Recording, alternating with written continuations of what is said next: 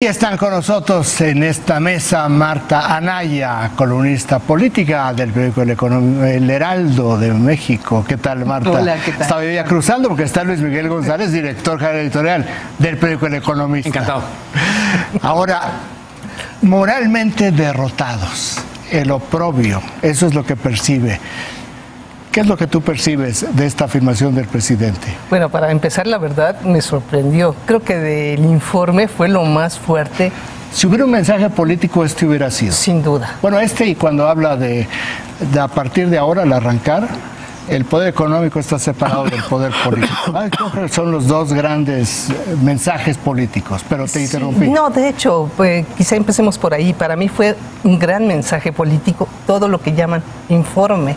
A mí por eso esencialmente me gustó, porque por fin fueron cifras y cifras, la letanía de los antiguos presidentes, que te pasaban las horas y las horas. Se echó 1 hora 36 minutos. Pero se va así, que fue muy diferente porque te atrapaba. Que fueron como 40 minutos más que Peña Nieto y Calderón. Pero te puedo decir que te atrapaba. Para mí fue más, de hecho, desde su entrada es súper político, ¿no? Empieza a hablar de cómo intervienen los partidos, de si va a estar con ellos, si no, si va a haber fraudes, o sea, inmediatamente agarra. Yo diría que incluso fue como un gran periodista, empezó dando prácticamente la nota, ¿no? ¿Qué te pareció, Luis Miguel, estos dos puntos? Paradójico. Habla de la separación del poder político y poder económico, pero aprovecha para saludar a algunos de los grandes empresarios con quienes tiene una deferencia. Que realmente salvo algunos funcionarios de gobierno, las únicas referencias directas identificadas fueron ellos. Yo detecté de funcionarios a Manuel Bartlett, bueno, sí, a nadie del gabinete por su nombre, y entonces me parece, coincido con Marta, el formato hizo más fácil, pero en cualquier caso 1:30 me pareció largo. Uno lo ve profesionalmente y lo cierto es que sí había varios puntos. Evidentemente lo de moralmente derrotados, lo que más me llamó la atención fueron los aplausos. ¿Pero de quiénes? De los que no están moralmente derrotados. Ahora, mira, para tratarse de los no aplausos. Este fue un informe aeronáutico, porque fue como el 201, ¿no? El escuadrón. El escuadrón. Sí, este no fue un escuadrón, fue un papelón ahí. 201, 198 conferencias matutinas donde todo esto ya se había dicho hasta el cansancio, más lo que él llamó el tercer mensaje al pueblo de México. 200 veces yo ya había oído todo esto, ya lo había oído. Menos el corte de caja histórico, la derrota moral de sus adversarios. Lo cual a mí no me importaría estar moralmente derrotado, si yo fuera un político en ejercicio. Lo que me daría horror sería ver la evidencia de que estoy política, electoral, económica e históricamente derrotado. Porque este movimiento del presidente no va a perder el poder nunca. Bueno, y por nunca quiero decir 20, 25 años o algo así. Eso es lo que yo veo. La derrota moral es una cosa muy simple. La afirmación de todo lo que me antecedió está caracterizado por la prostitución y el oprobio. La prostitución. Me parece, bueno, además una verdad que no necesita demostración en la lógica. Es decir, no hay una prueba, no hay nada. Y digo, hay de todo. Obviamente hay prostitución y oprobio, pero hay muchas más cosas. Pero a ver, ¿dónde estaban los adversarios? Porque fíjate, tú acabas de mencionar lo de los empresarios, que los llama por nombre y apellido. Sí, ¿quiénes son los adversarios? ¿No? Bueno, entonces te preguntas, ellos eran la mafia en el poder, o sea, fueron los grandes adversarios de Andrés Manuel a lo largo de toda su lucha política, todavía en la campaña, y de repente dejan de ser la mafia en el poder para convertirse en los grandes personajes de su primer informe o mensaje político, como le quieran llamar. Aliados, ¿no? Pero no, es que con nombre y apellido. Son compañeros de viaje, casi en la manera que lo escriben, ¿no? Yo digo aliados porque, mira, este reconocimiento a los empresarios se da exactamente a los 3 días de que se arregle el asunto de los gasoductos con la intervención del Consejo Coordinador Empresarial, que nació como un grupo de presión. Y hoy el Consejo Coordinador Empresarial es un grupo de gestión de los intereses de los intereses. Eso se entiende, pero estás en el informe. O sea, no, es que no es el informe. No es el contexto. No, perdóname, eso no fue un informe, fue un mensaje. Bueno, pero me refiero al día. Bueno, que el día es otra cosa. Lo importante. Yo ya dije que no me parecía informe, sino mensaje, pero era muy importante el día, ¿no? Ahora, hubo muchas críticas a este informe, al contenido del informe. No sé si tengamos aquí un resumen de las críticas que hubo para verlas, un poco para entrar ya directamente a lo que es el contenido del informe.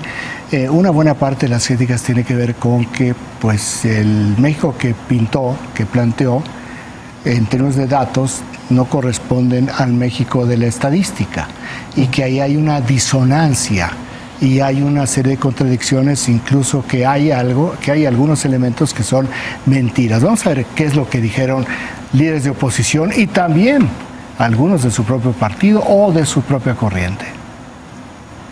En el PRI, el presidente nacional del PRI, Alejandro Moreno, aseguró que el informe de gobierno del presidente Andrés Manuel López Obrador no corresponde con la realidad que se vive en México. Advirtió que su partido no tolerará que el país retroceda en ningún ámbito, por lo que dará un mensaje para expresar la postura de su partido. En el PRI estamos convencidos del contraste entre lo expresado en el informe y la realidad que vivimos millones de mexicanos. Por eso, este lunes me dirigiré ante los medios de comunicación. Daremos una postura clara, firme y contundente sobre los hechos, los datos y las circunstancias que enfrentan hoy millones de familias mexicanas que sufren la inseguridad, el desabasto de medicamentos, la falta de programas sociales y sobre todo el enorme compromiso con el crecimiento y el desarrollo de nuestro país. Por su parte, el grupo parlamentario del PAN en la Cámara de Diputados cuestionó el informe de gobierno del presidente Andrés Manuel López Obrador. Los legisladores mostraron pancartas en las que criticaron al mandatario y a Morena por las acciones tomadas durante los primeros 9 meses de la administración federal. El diputado Javier Azuara dijo que la visión de López Obrador está alejada de la realidad y que se ha violentado la división de poderes.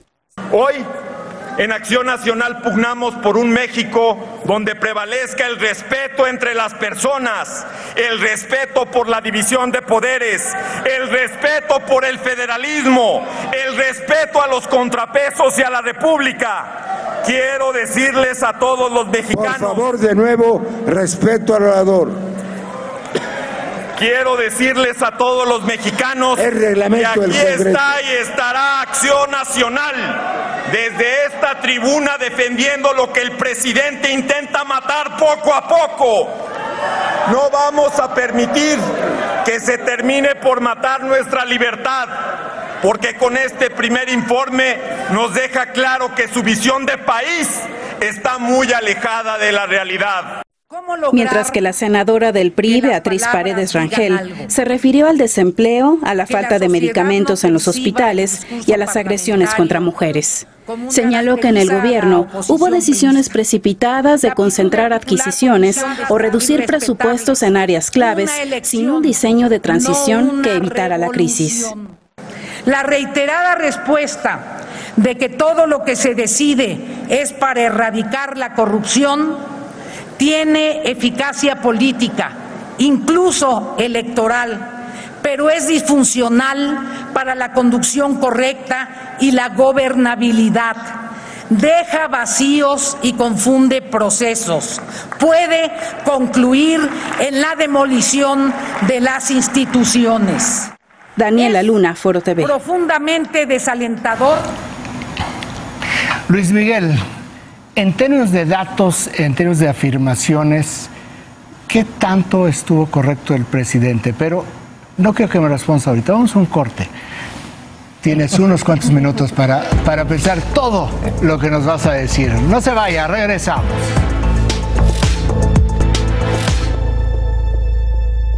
Luis Miguel González, los datos y las afirmaciones del presidente. ¿Qué tanto es correcto todo lo que dijo? ¿Dónde estuvo mal, dónde estuvo bien? Por la relevancia yo me enfocaría en el sector energético. Él habla de que se pone fin a la caída libre en la producción petrolera. Es muy pronto para decirlo, entre otras cosas, porque es un proceso muy complejo. Efectivamente, Pemex y la producción petrolera necesitan un rescate, pero literalmente una golondrina no hace verano. Lo que hemos tenido es, en este sexenio se mantuvo la caída de la producción petrolera y propiamente tocamos fondo con un pequeñísimo repunte. Pero cuando digo pequeñísimo es pocos miles de barriles en una producción que llegó a ser de 3.4 millones. Lo que entrega como cifras no termina de avalar lo de Pemex. A Pemex ya le dimos la vuelta y está en proceso de recuperación. ¿Por qué me parece relevante atenderlo? Porque efectivamente todo lo que tiene que ver con Pemex, incluyendo el plan de negocios, va a determinar mucho de la evaluación que hagamos sobre la gestión económica de López Obrador. Junto con eso habla de las cifras de Huachicol, dice prácticamente fue abatido. ¿Cuál es para mí un problema con las cifras del Huachicol? Que son muy difíciles de contrastar.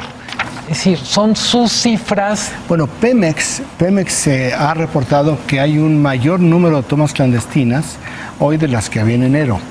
Y la venta de gasolina no se ha incrementado. O sea que me llama un poco la atención. Si se redujo el Huachicol, tendría que haber aumentado la venta de la gasolina. Eso suponiendo que fueran todas las piezas del rompecabezas. El Huachicol es una cosa tan compleja que no terminamos de entender. La narrativa se nutre solita, pero es imposible contrastar. Entonces yo diría, el primer bloque de cifras que me llama la atención tiene que ver con petróleo y con el tema de combate a la corrupción en Pemex. ¿Por qué me parece relevante? Porque yo diría, si un plan económico es ideológicamente relevante para la 4T, pero al mismo tiempo controvertido para la ortodoxia económica, es el rescate de Pemex. Pero dijo, superávit de 1%. O sea, es superávit fiscal. El superávit fiscal. Lo que dice, y es muy relevante, yo diría que esto es de cara a lo que es el presupuesto que se presentará propiamente esta semana, es, reitero mi compromiso de mantener las finanzas públicas en orden. Superávit quiere decir, en pocas palabras, voy a gastar menos de lo que ingrese, pero por favor no tomen en cuenta los costos financieros. El superávit al que se refería tanto el gobierno de Peña Nieto, Calderón, como el que se refiere ahora es, dejemos de lado las cuentas que tienen que ver con pago de deuda y solo vamos considerando ingresos y gastos. Es muy, muy relevante este dato porque en pocas palabras quiere decir, si no hay crecimiento de los ingresos del gobierno, voy a volver a apretar el cinturón, voy a seguir recortando. ¿Qué es lo que nos dice el informe en cifras? Los ahorros que tienen que ver con austeridad, pero también con austericidio, llegaron a 145 mil millones de pesos. Austericidio. ¿Qué es, vamos a decir, la austeridad llevada con tanto celo que termina siendo una especie de homicidio o suicidio, ¿no? En términos de procesos administrativos e institucionales. Son 145 mil millones, es una cifra importante, pero además dice la meta para el año son 200 mil. En otras palabras, nos quedan por recortar 55 mil millones, así es que escóndanse. A ver a quién le toca. Ya Herrera lo anticipó. Herrera acaba de decir que viene más presiones al gasto por el pleito entre Trump y los chinos. La salida de la Gran Bretaña de la Comunidad Europea. Me parece que es un acierto del gobierno decir, tenemos primero que hacer la tarea en casa de bajar la lonja antes de pensar en subir impuestos, etcétera. El problema que nos preguntamos muchos es ¿hay capacidad para distinguir lonja y órganos vitales o no? Claro, porque por momentos parece que cortando grasitas se les está yendo más de un riñón. Ahora, fíjate, sí, a ver. ayer, perdón, nada más el apunte para esto. Uno de los momentos de silencio más profundo fue cuando el presidente estuvo enumerando todas las medidas de austeridad y ahí no había un solo aplauso. Ahora, el presidente Ahí son los adversarios moralmente derrotados los que callaron con la austeridad. Siempre juega mucho con los símbolos. Es en el discurso, sus hipérbolas, pero también hay cosas donde no parece en absoluto que haya improvisación. Vamos a mostrarles una imagen de ayer en Palacio Nacional, pero yo quisiera que le pusieras atención a la primera fila. Okay. Está el presidente y está la primera fila. Para ver ahí quiénes están en la primera fila del lado derecho, que es donde está el gabinete. Del lado izquierdo está su familia y ahí miembros de la Suprema Corte de Justicia, el presidente de la Suprema, es decir, los poderes de la Unión. Pero me llama la atención. Secretario de la Defensa. Fila. Está el secretario de la Defensa, está la secretaria Olga Sánchez Cordero, el secretario de Hacienda, de la Función Pública, el secretario de la Marina, Energía, está ahí. No reconozco. ¿no? Es el nuevo de Medio Ambiente. Si no del Medio Ambiente, ¿no? Víctor Toledo, Alfonso Romo, y está Marcela y la secretaria del Bienestar. Ahora, aquí te pregunto, lo que tenemos es el Gabinete de Seguridad. No. ¿Quién falta ahí? Falta Alfonso Durazo, que está atrás de Romo, si se fijan. Ahí se alcanza a ver de ladito, así en un pequeño ángulo. Que uno se preguntaría por qué no está Alfonso Durazo en la primerísima fila. Que de hecho yo haría otro apunte. No seas malvado. Que le ganó su lugar Elena Poniatowska, Marta. De rojo, ahí a un ladito. Pero un apunte antes de entrar de lleno ahí. Normalmente en los informes que habíamos visto, por ejemplo los de Peña, en los últimos que recuerden, él estaba en la tribuna y a los lados, o respaldándolo hacia atrás, estaba todo el gabinete y los gobernadores. Aquí lo que tuvimos fue la imagen sola, única, de Andrés Manuel López Obrador en la tribuna, así como diciendo: yo mando, el poder soy yo, el que informa soy yo. ¿Tiene una lectura negativa eso? ¿No? Sí, claro, por supuesto, me queda clarísimo. Lo que quiero es pues dejarlo muy, hacerlo sentir. En este mismo sentido de la unicidad del poder y la concentración del poder en una sola persona, ¿no te llama la atención que, a diferencia de los mensajes que sustituyeron el paso por el pasillo imperial del Palacio Legislativo para la lectura del informe, antes se daba esto al día siguiente? Primero se cumplía con el Congreso y luego se hacía la fiesta con los amigos. Sí, hoy se hizo la fiesta con los amigos antes de cualquier cosa. Pero y ya después que vaya Olga ahí. Para mí fue mensaje político, no fue informe. Pero bueno, tienes toda la razón. Por supuesto, el informe se entregó por la tarde y hubo el mensaje antes. Primero yo, después el Congreso. Claro, pero bueno, ok. Aparte de detalle, eso, ¿no? sí, por supuesto. Está él solo dando su mensaje al gabinete. O sea, no es que el equipo esté dando su informe, sino es él frente a su propio equipo. Y luego ves la distribución, que efectivamente tú cuando la ves y la señalas dices, bueno, ¿por qué no tenemos el orden clásico del gabinete? La presidencia. Pues sí, ¿por qué no agrupó de otra manera? Así es. Está agrupado, pero está agrupado, me parecería que, yo diría, pues aquí son las prioridades, que están bien, que están mal, a quién le doy una palmadita. Fíjate, al lado, sí, ¿no? Ahí en primerísimo lugar.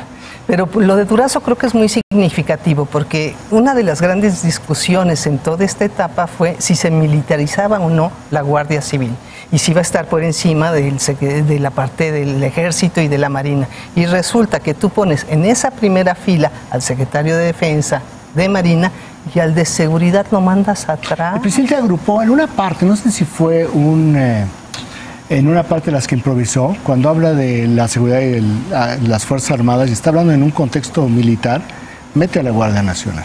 Sí, en algún momento habló. Hacia el final. Sí, y dicho sea de paso, había muchos militares en el patio, llenando sillas, dicho sea de paso, porque también me extraña No sé por qué muchas se quedaron vacías.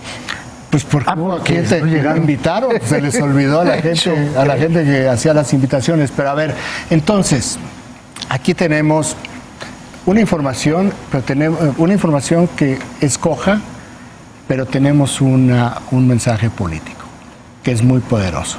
¿El mensaje político prevalece?